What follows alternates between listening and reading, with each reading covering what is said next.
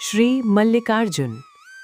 आंध्र प्रदेश में कृष्णा नदी के तट पर दक्षिण का कैलाश कहे जाने वाले श्री शैलप पर्वत पर श्री मल्लिकार्जुन ज्योतिर्लिंग स्थित है। महाभारत, शिव पुराण तथा पद्म पुराण आदि धर्म ग्रंथों में इसकी महिमा और महत्ता का विस्तार से वर्णन किया गया है। पुराणों में इस ज्योतिर्लिंग की कथा इस प्रकार से वर्णन है। एक समय की बात है, भगवान शंकर जी के दोनों पुत्र श्री गणेश और श्री कार्तिकेय स्वामी विवाह के लिए परस्पर झगड़ने लगे। प्रत्येक का आग्रह था कि पहले मेरा विवाह किया जाए।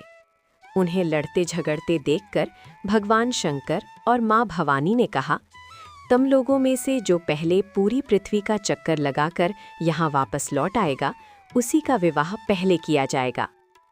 माता पिता की ये बात सुनकर श्री कार्तिकेय स्वामी तो अपने वाहन मयूर पर विराजित हो तुरंत पृथ्वी प्रदक्षिणा के लिए दौड़ पड़े। लेकिन गणेश जी के लिए तो ये कार्य बड़ा ही कठिन था।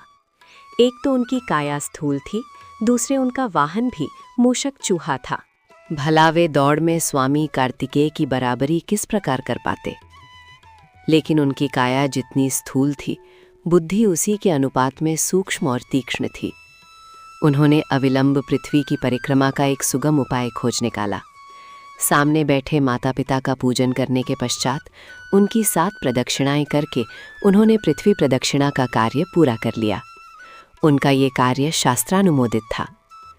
पित्रोश्च पूजनम कृत्वा प्रक्रांतिम च करोति यः तस्य वै पृथ्वीजन्यम फलम भवति निश्चितम। पूरी पृथ्वी का चक्कर लगाकर स्वामी कार्तिकेय जब तक लौटे, तब तक गणेश जी का सिद्धि और बुद्धि नामक 2 कन्याओं के साथ विवाह हो चुका था और उन्हें क्षेम तथा लाभ नामक 2 पुत्र भी प्राप्त हो चुके थे।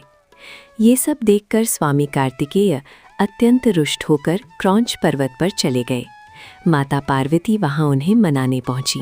पीछे शंकर भगवान वहां पहुंचकर ज्योतिर्लिंग के रूप में प्रकट हुए और तब से मल्लिकार्जुन ज्योतिर्लिंग के नाम से प्रख्यात हुए। इनकी अर्चना सर्वप्रथम मल्लिका पुष्पों से की गई थी। मल्लिकार्जुन नाम पढ़ने का यही कारण है। एक दूसरी कथा ये भी कही जाती है। इस शैल पर्वत के निकट किसी समय राजा चंद्रगुप्त की राजधानी थी। किसी विपत्ति विशेष के निवारणार्थ उनकी एक कन्या महल से निकलकर इस पर्वतराज के आश्रम में आकर यहाँ के गोपों के साथ रहने लगी। उस कन्या के पास एक बड़ी ही शुभ लक्षणा सुंदर श्यामा गौ थी। उस गौ का दूध रात में कोई चोरी से दुह ले जाता था। एक दिन संयोगवश उस राजकन्या ने चोर को दूध दुहते देख लिया और क्रुद्ध होकर उस चोर की ओर दौड़ी।